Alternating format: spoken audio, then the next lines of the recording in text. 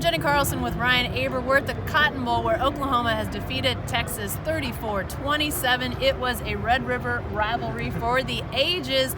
It got going before they even kicked off. Ryan, everybody took a personal foul, unsportsmanlike conduct penalty into the game after a pregame brouhaha. Yeah, not only in pregame, but 30 minutes before the game. The TV broadcast hasn't even moved into the stadium, and Mike DeFee is reaching into his pocket, throwing up the flag.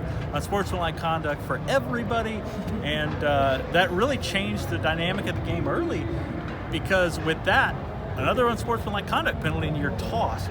We didn't see that come into play. Nobody else was called for one, but certainly Lincoln Riley was emphasizing that in his pregame speech. Hey, you got to be smart here. You don't want to get ejected, especially from this game.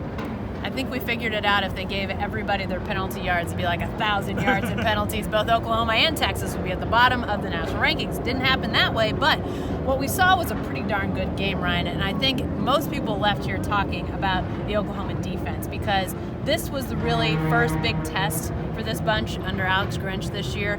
What impressed you most about what you saw out of the Oklahoma defense? Well, it was the pressure on Sam Ehlinger, the way that they were able to get after him. Nine sacks on Ehlinger, 15 tackles for loss, I think was the total number.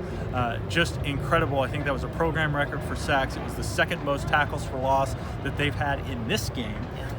So just the way that they were able to get after him.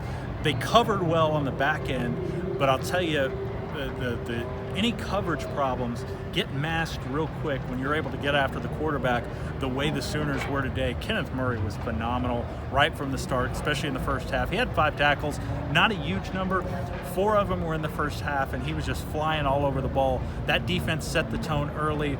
Murray with a tackle for no gain that wasn't just sort of brought the guy down almost right here. Wasn't quite a horse collar because it was more to the front, but it just set the tone for the aggressiveness, the violence of this defense in this game. And then Neville Gallimore comes back. I think it was the next play with a sack, and then Oklahoma's defense just got rolling. It got a little dicey there because Oklahoma's offense couldn't quite get anything done consistently and finish some of those drives.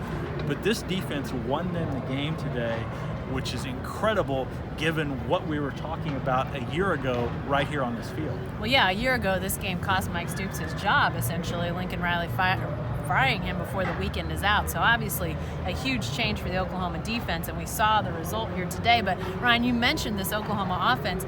It was a little bit of a slow start today, a sputtering start. They left 18 points essentially on the table in the first half. They had to kick a field goal. They had 2 turnovers in the red zone. Usually they punch those in. It was rough, but CeeDee Lamb, you talk about Oklahoma defensive pressure making up for any coverage errors in the secondary. CeeDee Lamb made up for a lot today. Yeah, he was absolutely phenomenal. He had a season high in receiving yards 2 weeks ago against Texas Tech. Almost equaled that today. Was his second highest receiving yard total of his career, 171 on 10 catches.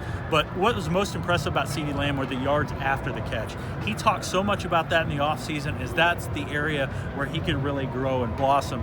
And we saw evidence of that today, the way he was able to avoid tackles, the 51-yarder where he slips out of 5 Texas defenders that are within a few yards. The good thing for him on that play, which was a flea flicker, he had some time to sort of evaluate. It's funny, you saw him react while the ball was in the air. Hey, if I take off and catch it this way, then I can get free of those guys quicker. It was really interesting to see. And then I think it was a 27-yarder where he's almost headlocked by a guy on Texas' side. I think it was Brandon Jones there, and he's able to slip out of that, avoid a couple more tackles, tightrope down the sideline, find the end zone.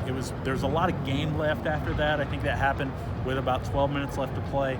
But that was really, to me, the defining play of this game, the one that sort of almost put this game away. After that was that third touchdown from CeeDee Lamb on the day. He showed speed, strength, elusiveness, all of it today, and really got the Sooner offense rocking and rolling.